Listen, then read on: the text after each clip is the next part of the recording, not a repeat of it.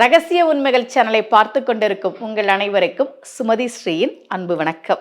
அனைவருக்கும் என்னுடைய நன்றி. என்னடா எடுத்த உடனே நன்றி சொல்றேன்னு பார்க்குறீங்களா? ஏன்னா ரகசிய உண்மைகள் சேனல்ல போன மார்ச் மாசத்துல தான் நான் பேச ஆரம்பித்தேன். 1 வருடத்தை நிறைவு பண்ணியாச்சு.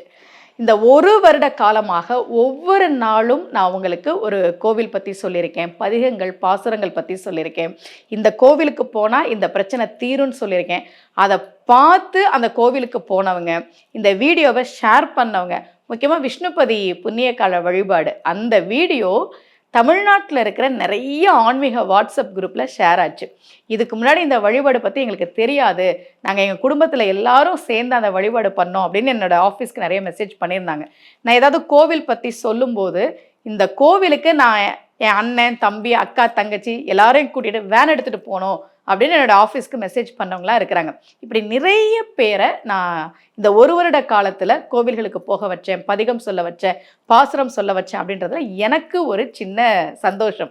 அதை விட நான் சொன்ன விஷயங்களை நம்பிக்கையோட ஃபாலோ பண்ணாங்கல்ல, இதை சொல்லுங்க உங்க பிரச்சனை தீரும். நம்முடைய அருளாளர்கள் நம்முடைய பிரச்சனைகளுக்காகத்தான் இந்த பதிகங்களை பாடினார்கள், இந்த பாசுரங்களை பாடினார்கள், கோவில்களை நம்ம பிரச்சனைக்காக தான் கட்டினாங்க.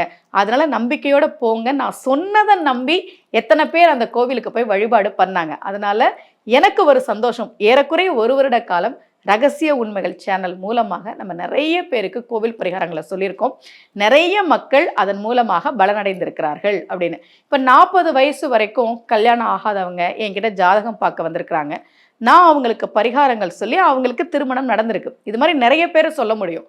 அவங்களுடைய பிரச்சனை, எனக்கு இந்த ஒரு வேண்டுதல்மா ரொம்ப வருஷமா நடக்காம இருக்குன்னா இந்த கோவிலுக்கு போங்கன்னு சொல்லும்போது அவங்க நம்பிக்கையோடு அந்த கோவிலுக்கு போய் வழிபாடு பண்ணி அவங்களுக்கு அது நடந்திருக்கு. நான் சொன்னதுனால தான் அவங்களுக்கு நடந்தது அப்படிலாம் நான் சொல்ல மாட்டேன்.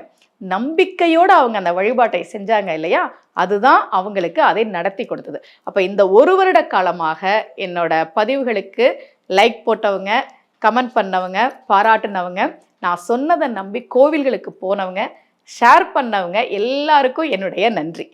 இன்றைக்கு நான் உங்களுக்கு என்ன சொல்ல போகிறேன் அப்படின்னா, ஒன்னொன்றுக்கும் நான் உங்களுக்கு ஒரு பரிகார முறை சொல்கிறேன்ல, அதே மாதிரி விபூதி வைக்கும்போது ஏதாவது பதிகம் சொல்லணுமா அப்படின்னா நிச்சயமாக திருநீற்று பதிகம் இருக்குது. ஏற்கனவே நான் உங்களுக்கு சொன்னேன் இல்லையா, ஞானசம்பந்த பெருமான் மதுரைக்கு போய் கூன் பாண்டியனுடைய வெப்பு நோயை நீக்கினார் அப்படின்னு. அப்போ அவர் பாடினது தான் திருநீற்று பதிகம். அந்த திருநீற்று பதிகத்தை ஒவ்வொரு நாளும் நெற்றியில நீங்க விபூதி வைக்கும்போது சொல்லுங்க.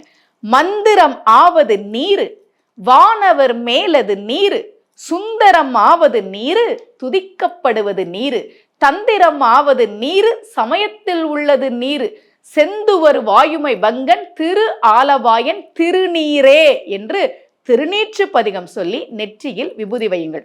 சில பேர் என்ன பண்ணுவாங்கன்னா, நான் சொன்ன முறைப்படி வீட்டில் விபூதி எடுத்து வச்சுட்டு 1 கிலோ விபூதி எவ்வளோ விபூதி எடுத்து வச்சு இந்த திருநீற்று பதிகத்தை திரும்ப திரும்ப பாராயணம் பண்ணி 108 முறை சொல்லலாம், அல்லது எவ்வளவு முறை சொல்ல முடியுதோ அவ்வளவு முறை சொல்லி அதன் பிறகு அந்த விபூதியை வைத்துக் கொள்கிற பழக்கம் என்னுடைய ஃபாலோவர்ஸ் கிட்ட சில பேர்கிட்ட இருக்கு. நீங்க அது மாதிரியும் பண்ணலாம்.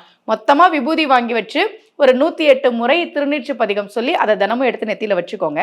அல்லது ஒவ்வொரு நாளும் நெற்றியில் விபூதி வைக்கிற போது திருநீற்று பதிகம் சொல்லி நெற்றியில் விபூதி வைக்கலாம்.